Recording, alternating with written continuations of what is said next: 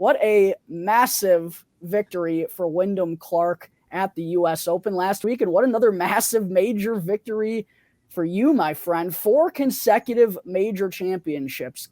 Cam Smith at the Open last year, John Rahm at the Masters, Brooks Koepka at the PGA, and probably most impressive of them all, I believe you had Wyndham Clark at 80-1 to win this U.S. Open. Obviously, a little bit of a shocker. I did see some folks out there in the golf community and the betting community that did have him, but they were pretty few and far between. So a really impressive outright there. He was someone that we talked about numerous times last week leading up to the tournament. And of course, I talked about how much I liked Wyndham Clark, but my love for Corey Connors just continues to fuck me in more ways than one. So that hurt a little bit, although I did still wind up with a profitable week thanks to Wyndham Clark, which I'll get into more here in a second. But first and foremost, buddy, talk to me about how you're feeling following this Windy City U.S. Open victory. He's been playing outstanding golf, and we stay hot in the major championships with another W. How you doing? Doing good, Jack. It's good to be back on the mic after, like you said, another big major win for your boy. The Windy City Flyer is in effect. Devin Hester better watch out because Wyndham Clark is coming. Yeah, man, hitting an 80-1 ticket in this day and age at a major is like, I'm not trying to toot my own horn too much, whatever, but like you said, I don't think there were too many people that were on it. And I tried to talk you into it. I know you really liked him a lot. Your boy Corey Connors, though, took over your soul, took over your mind a little bit there. But of course, and I thought Corey Connors was going to have a good tournament too. So it was kind of I wasn't going to talk you out of that, of course. I don't think anyone can talk me out of Corey Connors at this point. I'm too in deep, man. You're in it. You're in it. You're in it to win it until he does win it, and that's pretty much just how it goes with you and Corey Connors and that kind of relationship you guys have. But and not to sell you short at all. You called the correct score. You said whoever gets to double digits is winning this tournament, and that's exactly what happened with Wyndham Clark. And I think there was a part of me that the entire 4th round just did not feel certain about this because you have Rory breathing down his neck, playing electric golf, who just couldn't get putts to roll in.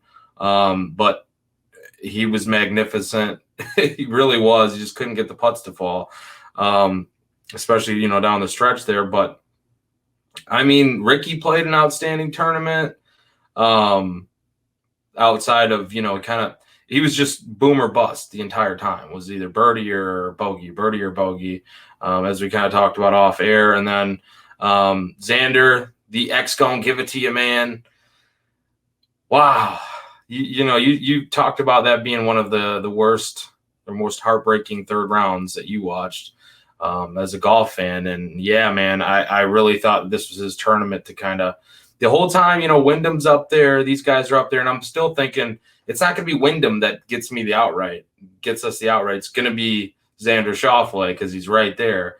And then, no, of course not. So all around, though, just an awesome tournament.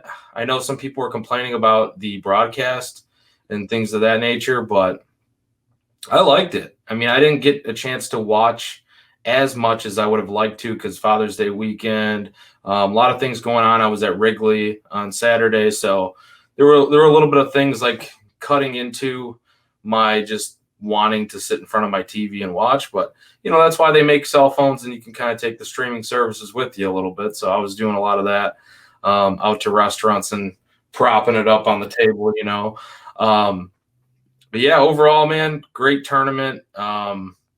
Let's get another outright. I'm ready to do this thing again. And I think one thing we can confidently say, whether it's not going to – I don't think it's going to be this week necessarily again. I don't see back-to-back, especially after such a huge win. But Wyndham Clark, the Windy City Flyer, is for real. I think he's for real, especially if you win a major. You're for real.